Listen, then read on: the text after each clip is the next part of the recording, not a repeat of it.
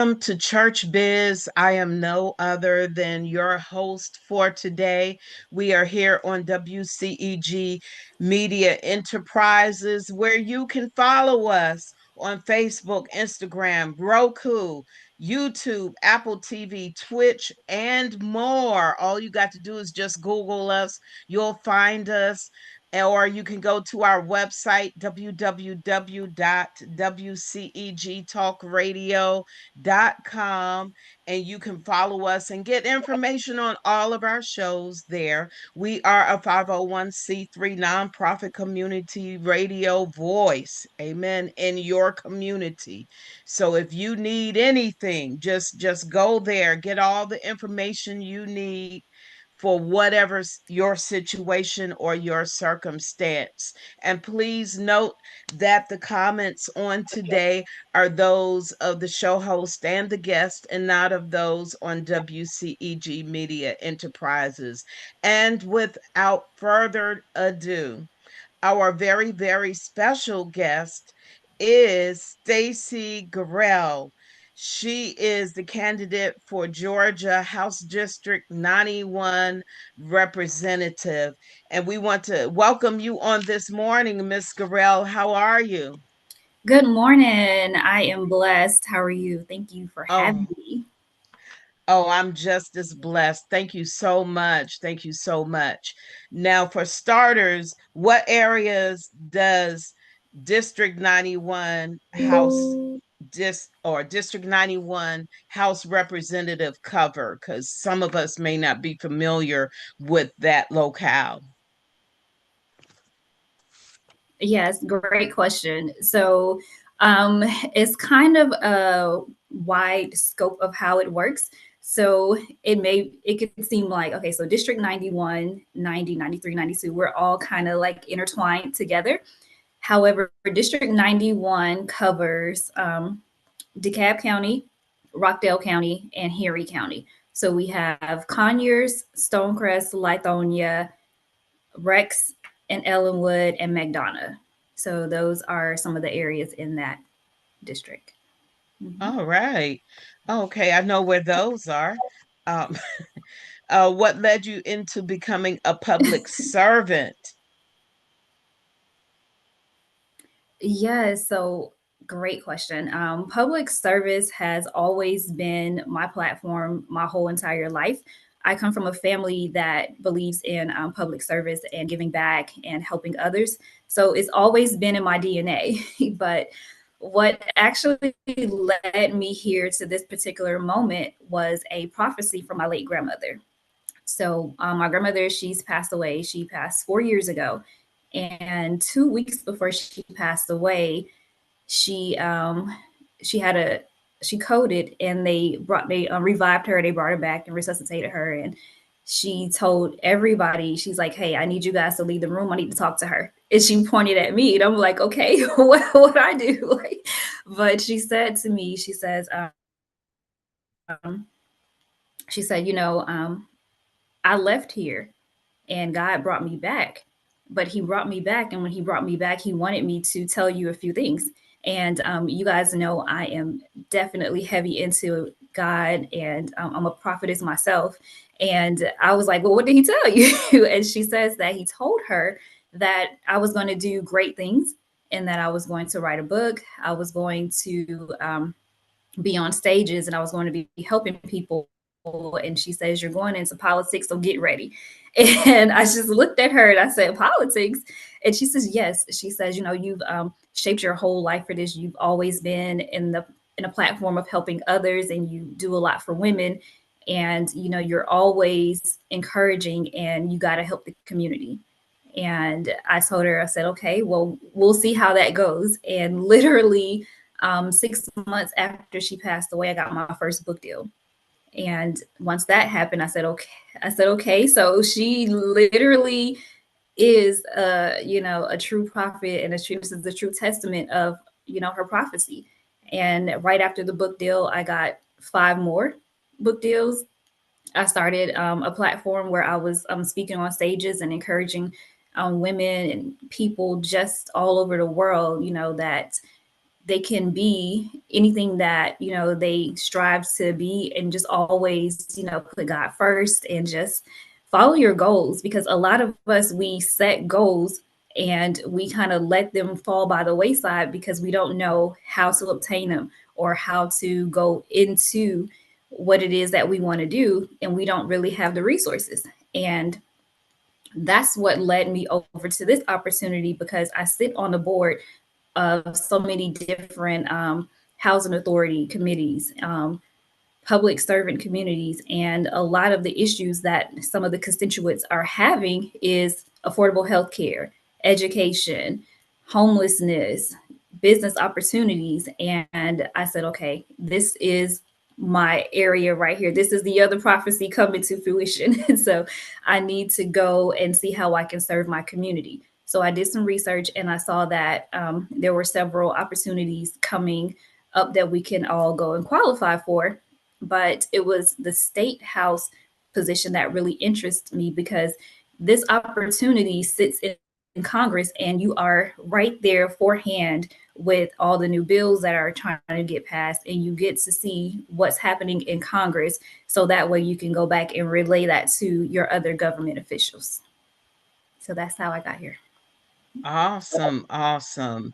And then I know the Lord has been confirming ever since about you moving in this particular direction, because your grandmother prophesied, she gave a forthcoming word from the throne of God itself, She sure and did. that spoke into your future. You just didn't know the timing of it. So sometimes we just have to wait on the Lord's timing, and it may be fast, it may not be fast, and it's not age restricted. Mm-hmm. It's a calling definition that sets us apart. So I assume that your books also include the material you were just speaking about that benefits the people in District 91? Do your books talk about those particular issues? So my books are faith based. They talk about how to get closer to God, and how to just become unstoppable, how to go into your purpose, how to walk into your purpose, how to believe in yourself.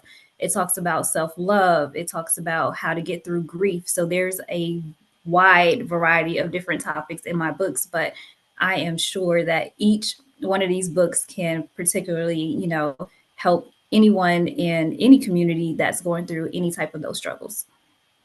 So, how much will faith play into your role as a House representative? So faith is always going to be a part of everything that I do. So I lead with God. I wake up with God. I go to bed with God, and everything that I do it, through His Word. I wake up in the morning and I say, Lord, what we got going on today? Like, I talk to God like He is one of my good best friends, and He's, and He talks back, and Yes. it's just that reassuring feeling, knowing that when I put myself out there, that I'm covered. And it just goes back to my grandmother again with, every day she would tell us to wake up, and, she would say, ask God to put His angels around you for protection. And every day I call on my angels and I say, protect me, because you never know what you're walking into or what your day may be.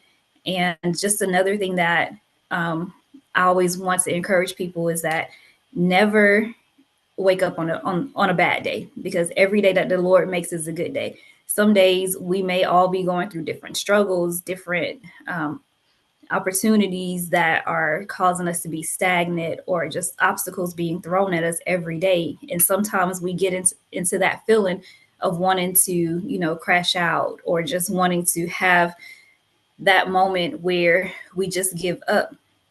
But if you guys read my solo book, you'll see that every single thing that I went through is a lot, but I never gave up.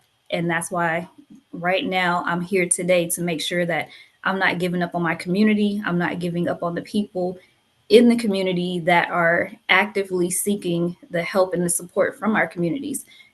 Even through canvassing, I have reached out to a lot of different constituents. And the first thing that they told me when I was canvassing was, oh my God, we haven't seen this in years.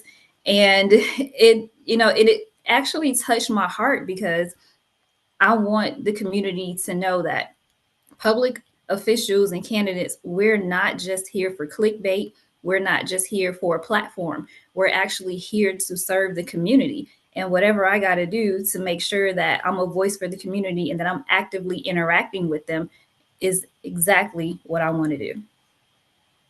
I love how you pointed that out about you being in touch with the community members. I'm acquainted with three different campaign managers, and they all don't know each other, but they all said that was critical for the win. Getting to meet the people face to face, finding out what it is that they are saying so that you, as a candidate, can Mhm. effectively represent them before your constituents. And so I like how you're doing that already. And I know that even it I and I'm not speaking ill, I'm just saying that even if this isn't your season, I know that you're going to keep doing that. You're not just doing it, like you said, for clickbait. So what are the first five issues you hope to address, or will that come after you get grafted in to your new role and figure out how it works, and then you can reprioritize your priorities so that you can do what's needed first? Yes, great question. So I am already actively working with my community to make sure that some of my issues are already addressed before I enter into Mm, this position. And, I definitely will not stop. I'm going to make sure that, I keep going. But the first thing that was really pivotal for me to start this platform was just our education and how we need to prepare our students for the real world. Because a lot of the things that we were taught in school isn't being taught today. Kids aren't being taught how to write cursive. Kids aren't being taught how to balance a checkbook, even though we don't do that anymore. But sometimes people still do that.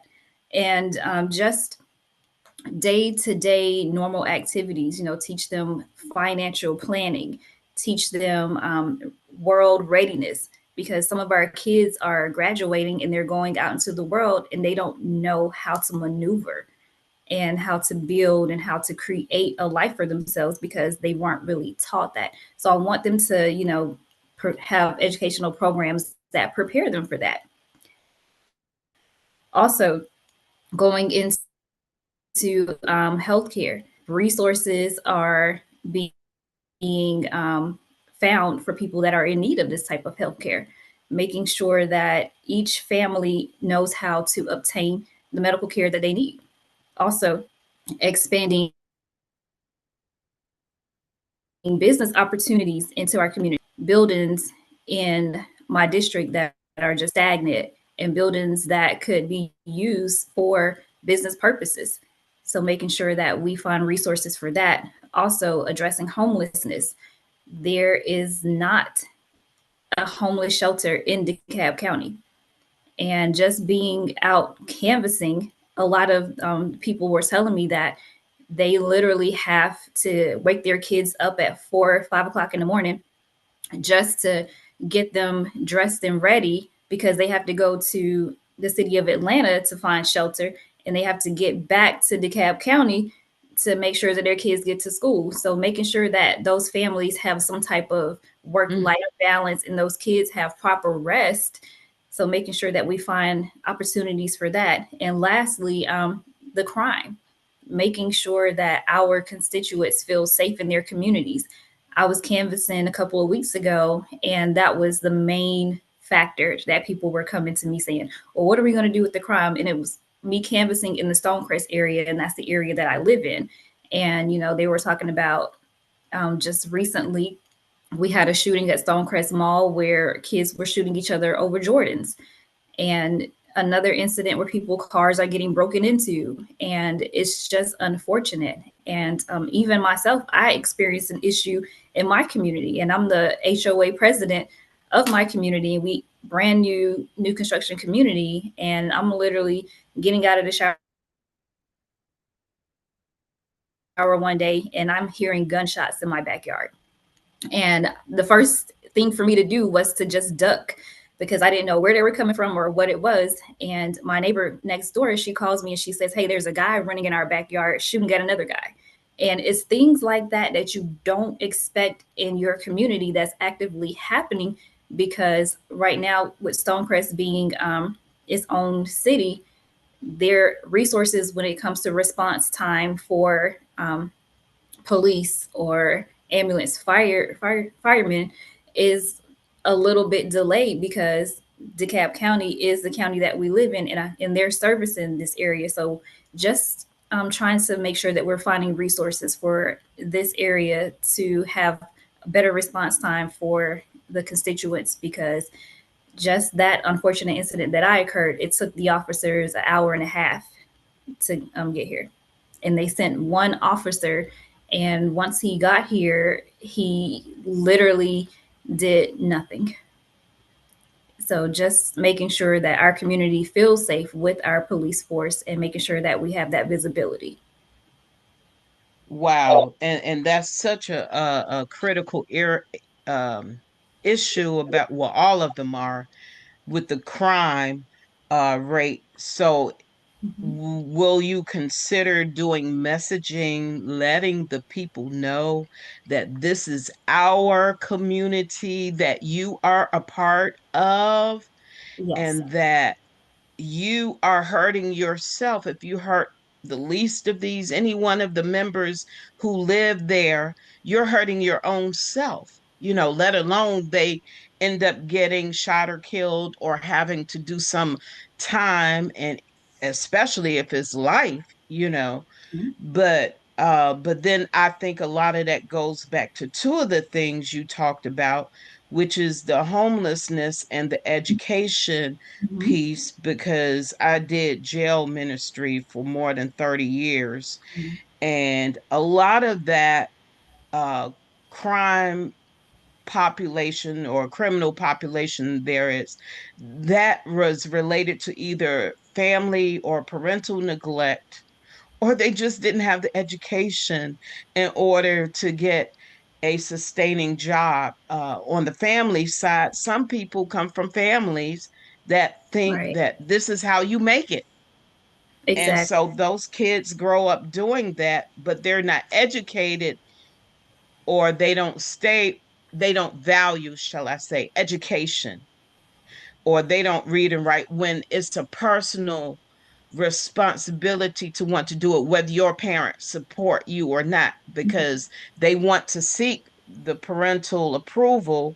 So they go do the stuff that they see the parents doing, or what neglect sets them up for. Mhm. So do you feel like that's a viable message that you can push when you get into office? Yes, I do think that that is definitely a viable and critical message. And when it comes to our kids and our parents, first, I want to say we can't blame the parents, because there are some parents out there that are actively in their kids' Doing the right thing. doing the right thing. It's just the simple fact that these kids nowadays are, feeling like I have a choice. I can do exactly whatever it is that I want to do, which is true. Everybody does have, their own free will, and they do have their own choices. But are you going to make the right choice? Are you going to do what's right for you? And a lot of our kids nowadays, they don't have outlets where they can channel this idle energies into, or programs where they can go to learn how to do other things. We all right now are living in a world of electronics. We're living in a world of social media, and what they see on social media and what they're feeding into themselves is what they're obtaining to be. And when we were growing up, we didn't have iPads, iPhones, none of that. We had outside. We had the Boys and Girls Club. We had the YMCA. We had all types of opportunities, which are still here today, that our parents right now aren't putting their kids into. When I was a teenager, we had debutante programs that taught women elegant poise and grace and things of that nature. And I think, me getting into this position, I want to bring back a lot of those traditional values and bring back a lot of those programs to show our kids other opportunities and also creating opportunities. I want to show our kids how to be entrepreneurs, how to go out there and make money the right way versus what they're doing now. You can start your own businesses. You can create your own companies. It doesn't take a lot to start a LLC or 501c, and whatever ideas and creators you have, let's channel that into how we can generate wealth for you. And I'm all about making sure that our young kids know how to provide for themselves in the long run. Because right now we see what's going on in office. We see how a lot of our government officials had to go through this government shutdown, and a lot of people were without work and they didn't have much to fall back on. Even what's going on in the Atlanta airport the past couple of weeks with TSA not being able to get paid, and how we're having community leaders like Tyler Perry step up and give them gift cards to say, hey, I see you're hurting. Let me see how I can help you. So it's about making sure that when situations like that happen, we have other opportunities that we're creating to make sure that we're still able to survive. Great, great. I'm looking forward to hearing more about that in the future when you can get that started. But the message still has to be made clear that you can't do it all by yourself. Mm-hmm. Okay. Exactly. People often want to elect their representatives, regardless as to what role, whether it's a senator, congressman, in your case, House of Representatives. What can be done to encourage them to take active roles in helping to get the mission done? Yes, I think the main encouraging factor is the need. And the other factor is the responsibility, and just seeing that our communities right now, they're in need of strong leaders. They're in need of people that are going to go out there and fight for them. And like my slogan is, every vote is a voice. And I want to make sure that we're hearing what the community needs are and their needs are being met. Sometimes we get in office and we just get there and we feel like we are, constricted on what we can really do. And we have to kind of follow these guidelines. But when you're an elected official, you have to understand that you're the person that's able to go in that office and make a change and be a voice for the community. And that's my main goal, is to make sure that when I'm out canvassing or when I'm getting emails from constituents, that their voice is being heard. Because we know what's going on in office, we know what's going on in the world right now, but we need to know what our constituents feel would be factors that could help them moving forward. Great, great.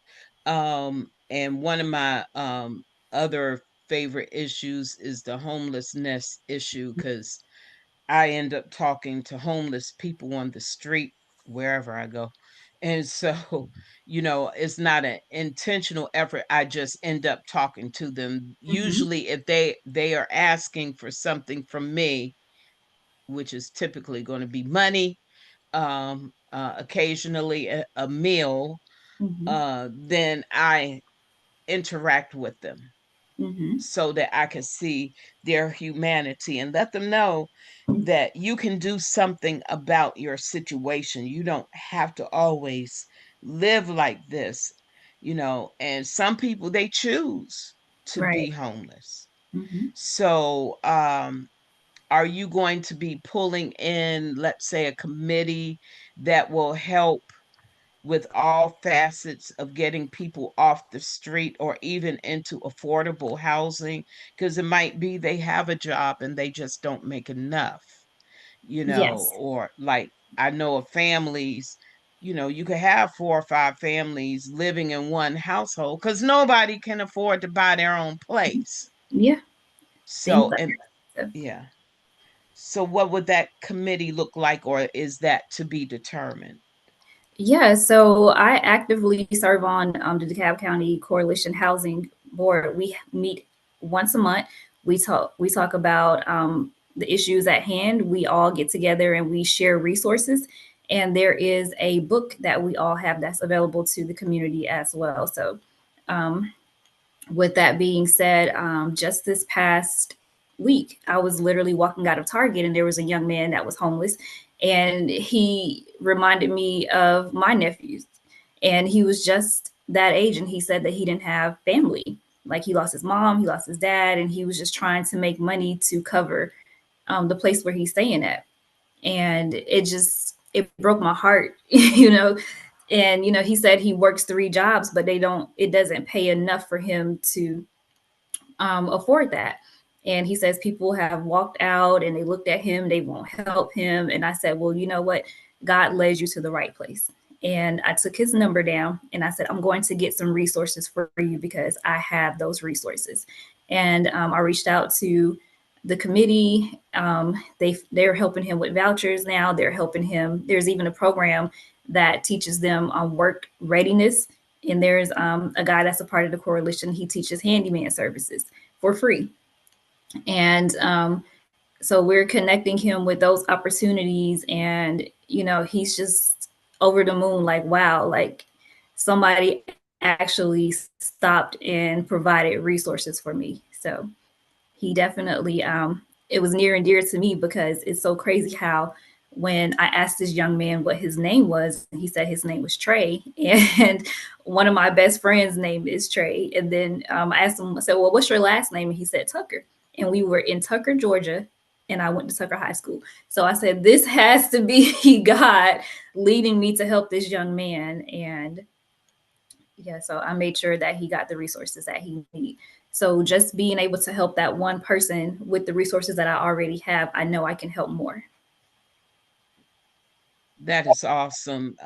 Now that inspires me to look to see if we have a book like that out here where Mhm. I live in Douglas County, because there are plenty of homeless, although they do have an infrastructure in place, including the sheriff's office, to help make sure that they are safe, they have food to eat, things like, basic daily needs. So, and they seem to have an affection for them. So I really like that about here because I did some volunteer work, but I do want to kind of step up my game.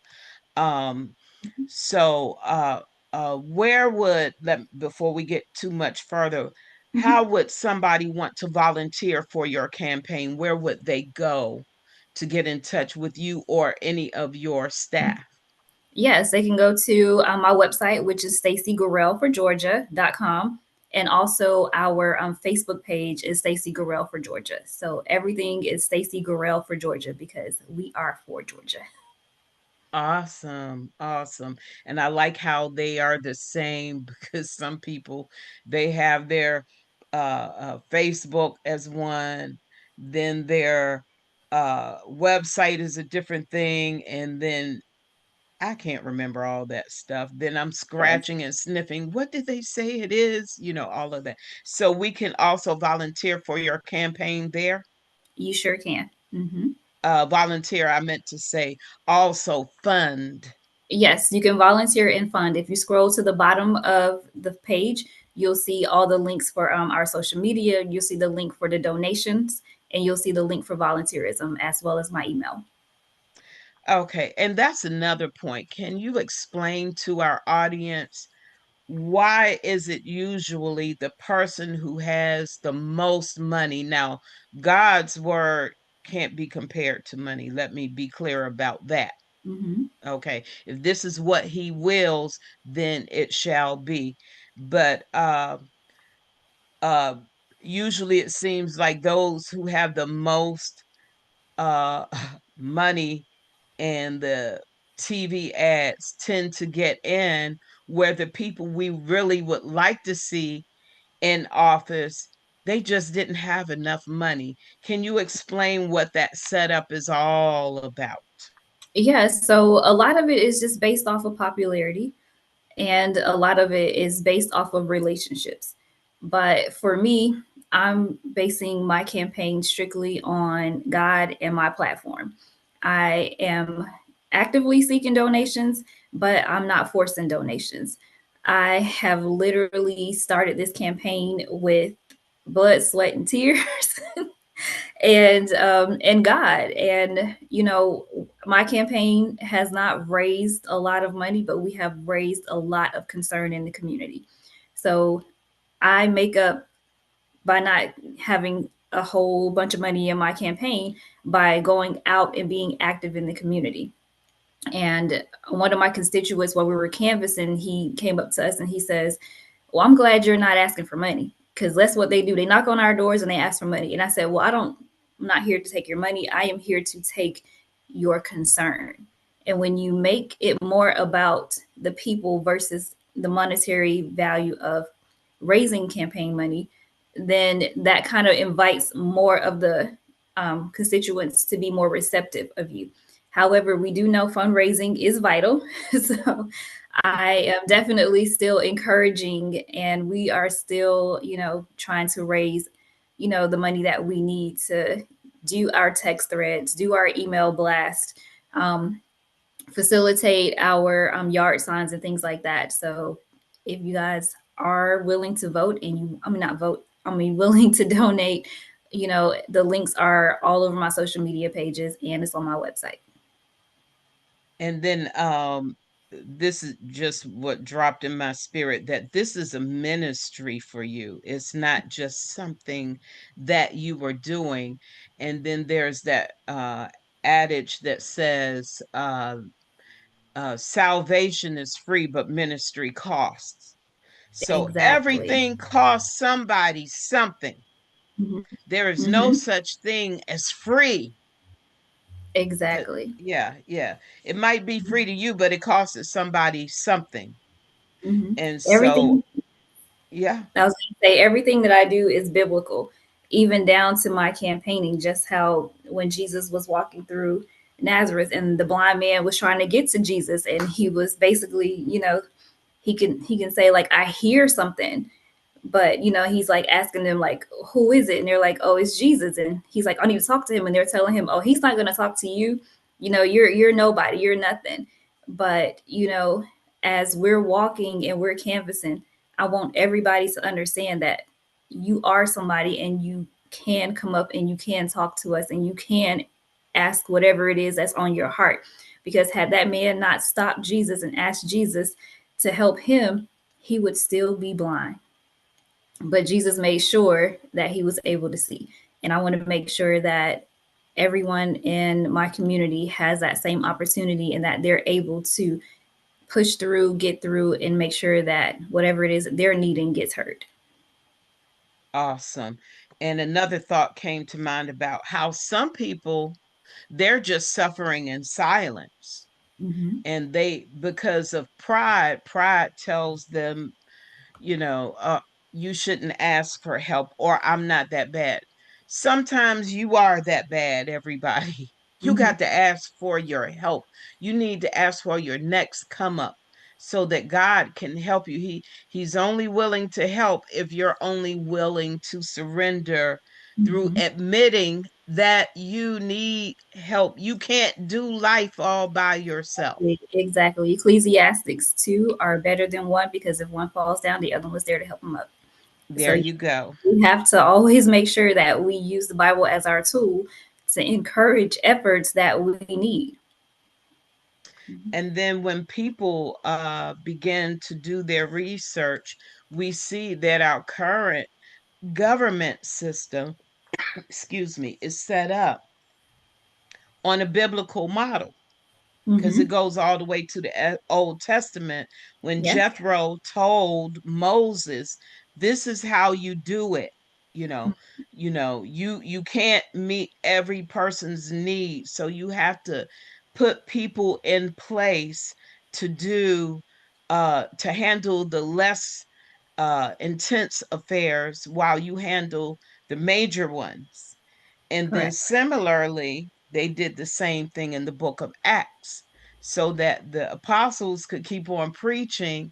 They selected a committee of people to handle the less, or shall I say, the routine request, while the apostles could be freed up to preach. Mm-hmm.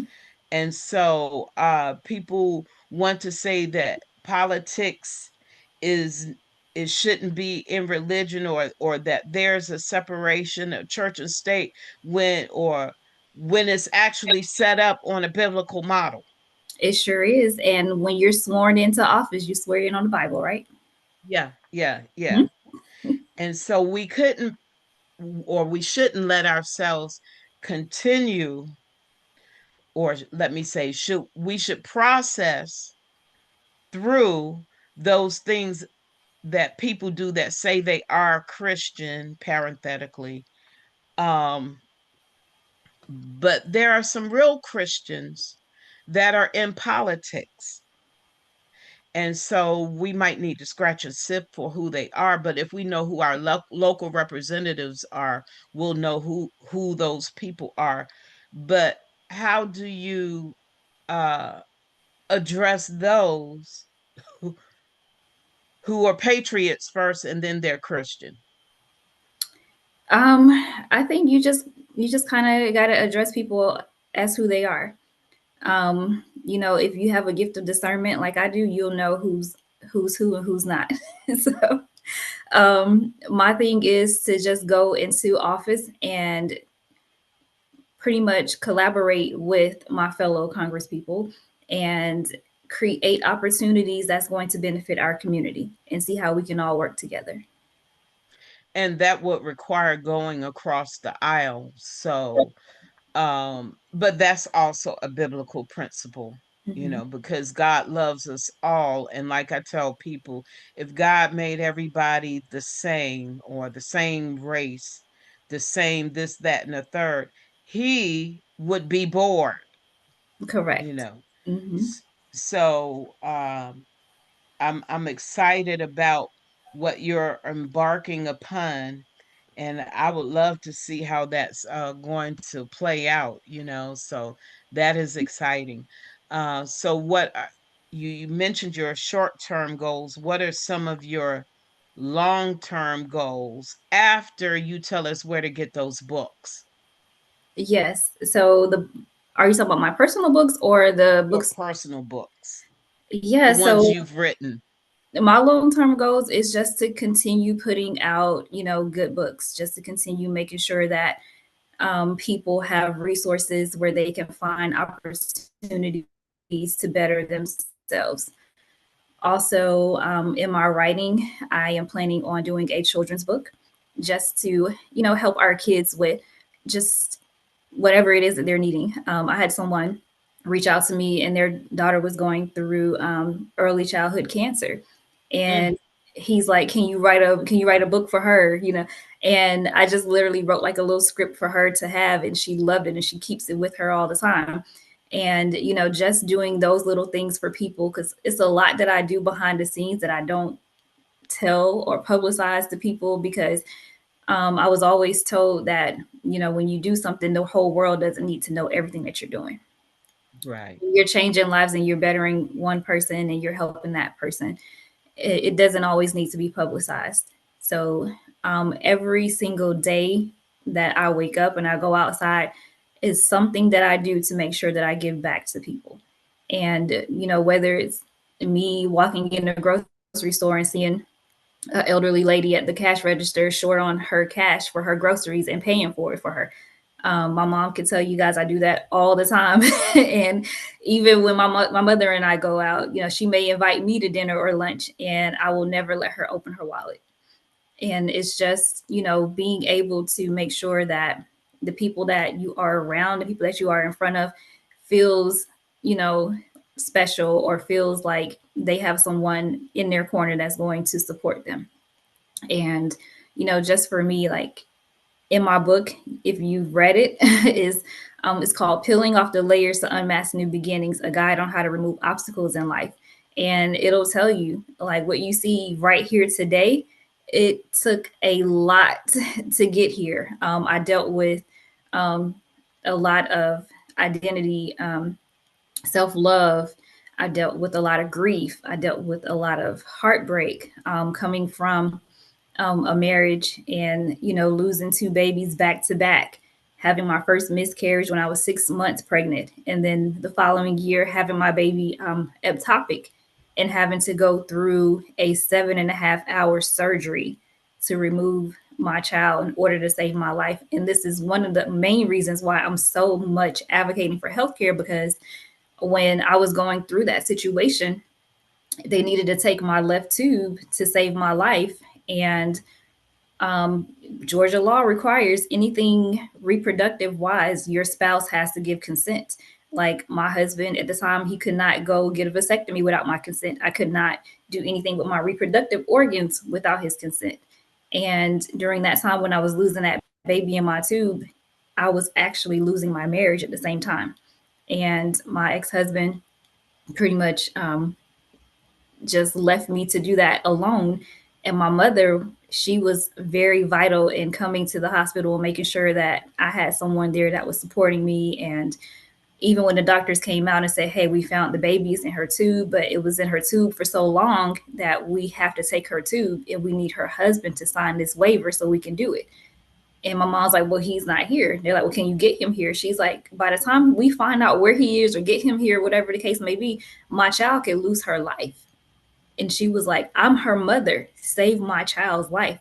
If my doctor at the time had not been so pro choice for women and wanting to make sure that she did not lose a patient due to the laws or the statistics, I would not be here today. My mother was able to sign off on it. They took my tube and they saved my life.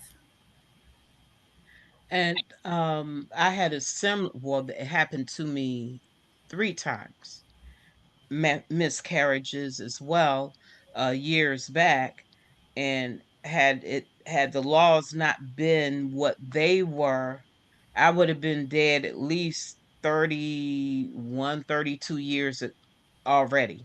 Mm-hmm. But because they changed it, people really don't realize the impact until you're the one, or someone like you, in your case, your mother's daughter being rushed in to receive emergency treatment.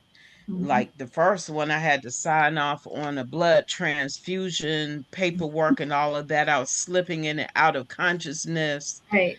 and they were like, we need to do this. Thank God they didn't have to give me the transfusion, because I prayed, because they were like, she's losing so much blood. I could hear that. Yeah. But people don't realize that it's the local politics Mm-hmm. that impact us way lot more than what we realize. And that's why we should be a little bit more involved in what's going on immediately around us, Correct. because when they change those laws, it's too late when you find out that like we have some road construction going on in our um neighborhood.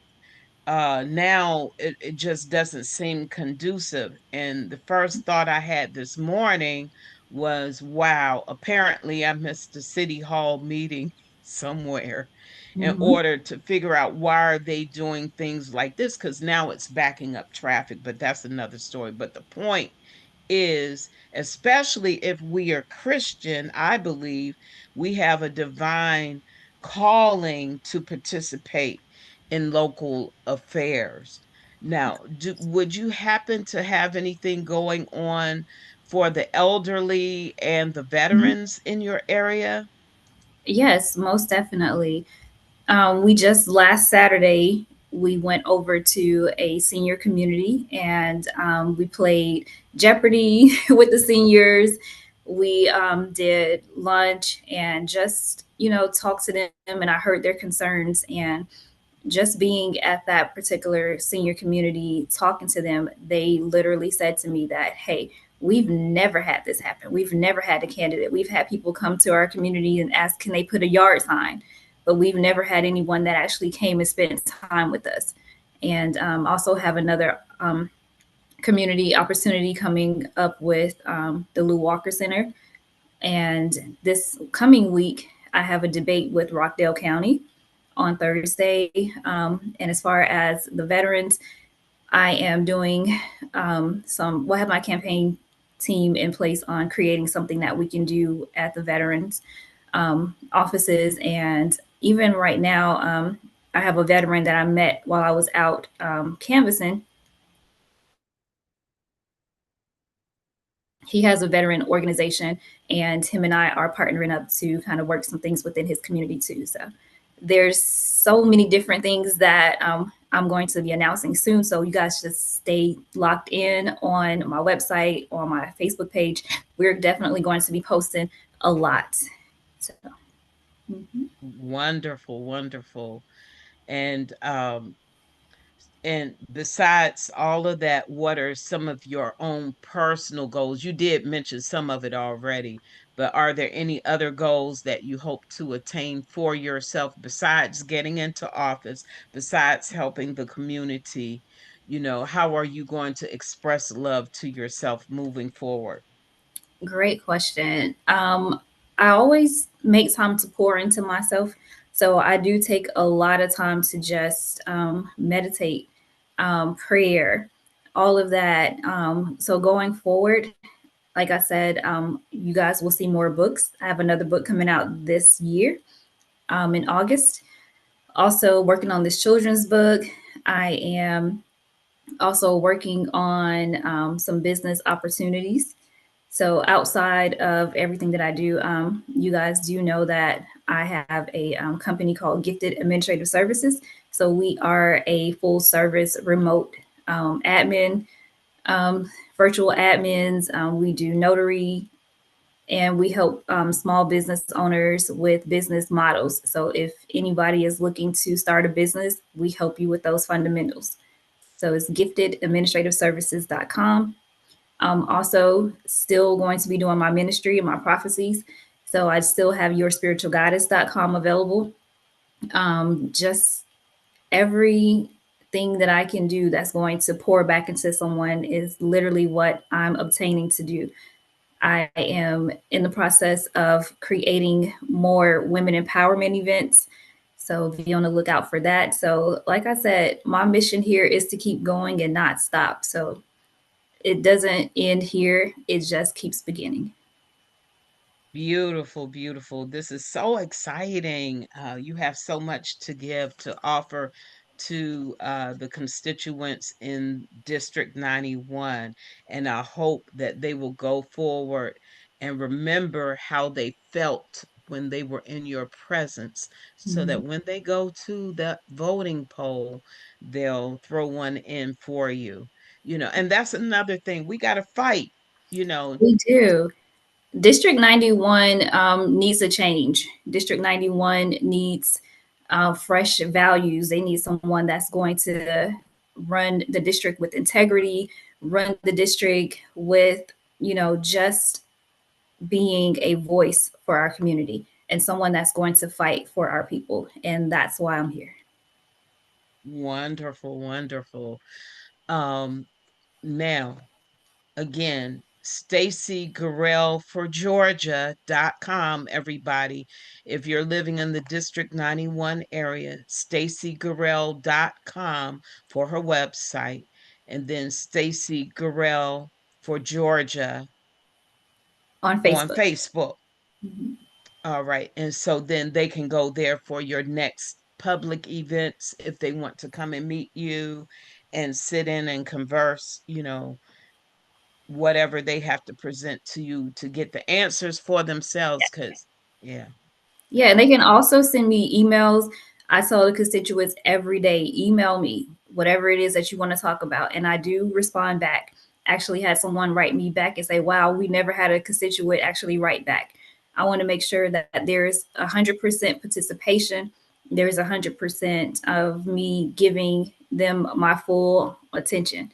And sometimes it may feel like there's a lot on my plate, but I want to make sure that everything gets addressed and that we leave nothing behind. All right. So, are there opportunities for people to come on board as far as the professional arena to get hired, or will you be using people who are already in place when you get in office?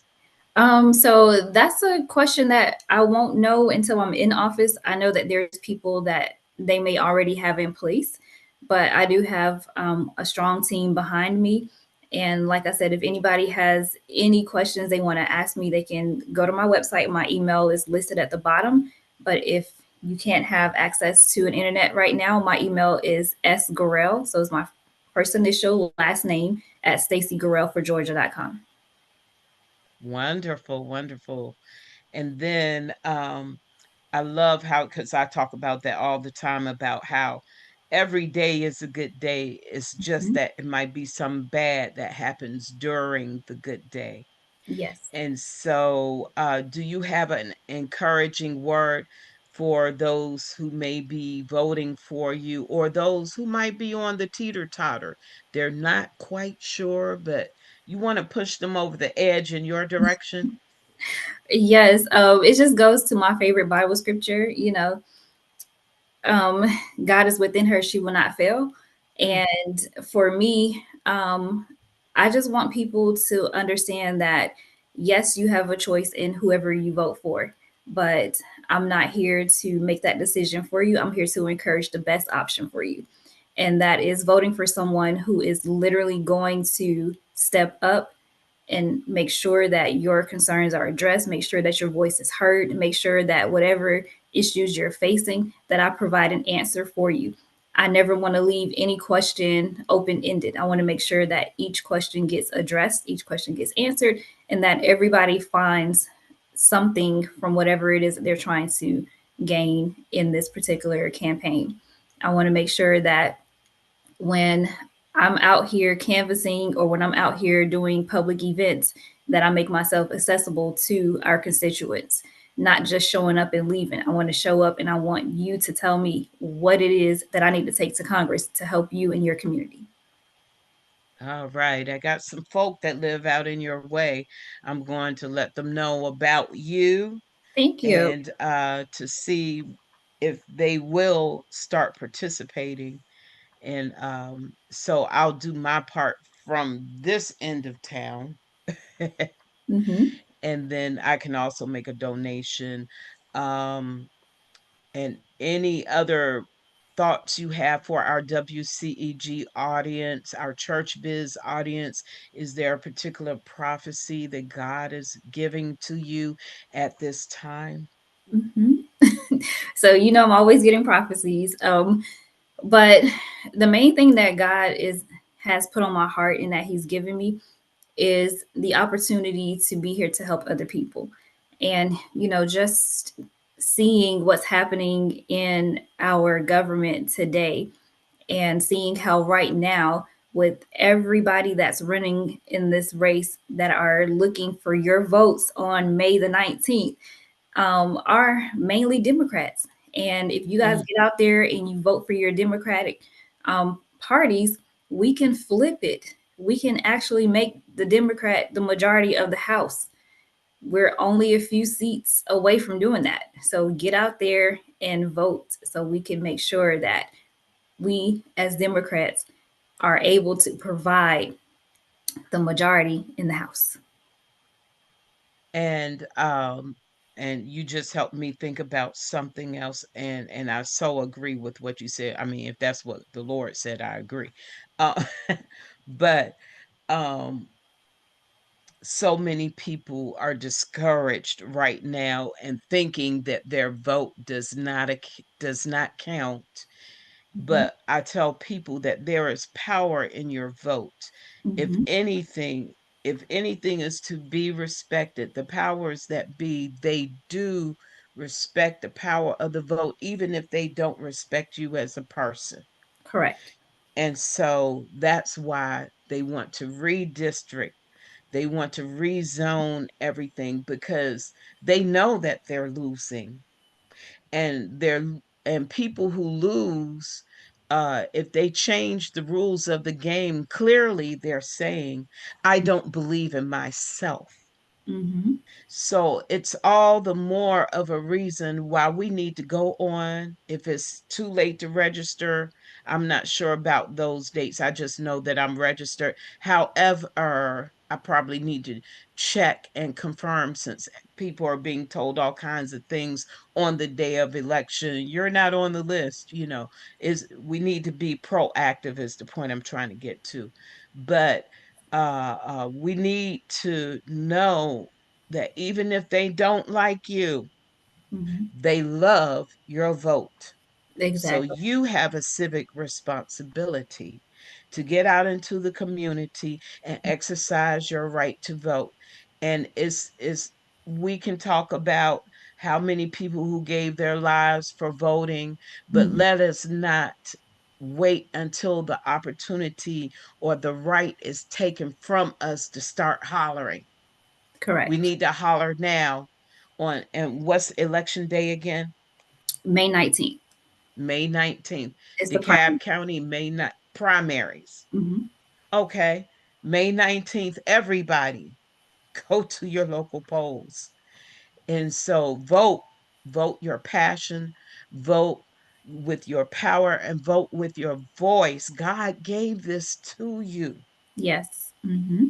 And so, prophetess slash candidate Garel, she has made herself available unto God to do the will of the Lord on the public front. Are there any early voting dates that we Yes. need to mention? Yes. Early voting starts on the 25th of this month. I'm sorry, 27th. Yeah, 27th of this The month. 20, so April 27th is the early voting dates. They're trying to stop the paper votes, y'all. Do what you got to do to get in, because they know they already lost. So now Hmm. they use the media to try to program us into thinking, oh, no need to go do anything. Don't fall for it again. Yeah, and And if they, some, yeah, I was gonna say if they're not registered to vote, or if you don't know your voter status, go to the voter registration website and put in your information, and it will show you. And if you're not yes, registered to vote, you can click it and you can actually register right there. Mhm. yes, and that's through the Secretary of State's office, right? sos.ga.gov, Yes, or at least that's where I usually go to check my you can status. you can check there. There's several voter websites you can find your information on. Hmm. Yeah, so everybody, you matter. You're important. If you were not, God wouldn't have let you be here. So Exactly. make your voice count. Vote for Representative candidate Stacey Garel of District 91. Do it. Do it. If you live out there, the GRN is what they call it, Gwinnett, Rockdale, and Newton counties. Or did I say, oh, not Gwinnett, No, so we are DeKalb, DeKalb, Rockdale, Henry. DeKalb, Rockdale, and Henry. Okay, sorry, I got that messed up. No, But you're wherever you are, handle your business. Okay, God is counting on you to make your voice count, and go to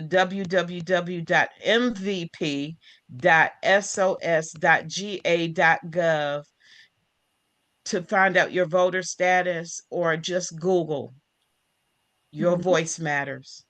All right. Thank you so much for being a part of our Church Biz show. Thank you for all the information about your business and Yeah. your books, your ministry that can empower those areas, to be all the more a place where people want to live, because they can feel the presence of God and they can feel safe. Yes, ma'am. So, congratulations on doing what you need to do to answer the call. And I'm excited for you and everybody in the Church Biz audience. I want to thank you for tuning in on today. And like I always tell you, take care of you, your mind, your spirit, and your heart. Your health as well, that matters too. So do what it takes to love on yourself. Take care and God bless. Yes. Thank you so much for having me be a part. Thank you.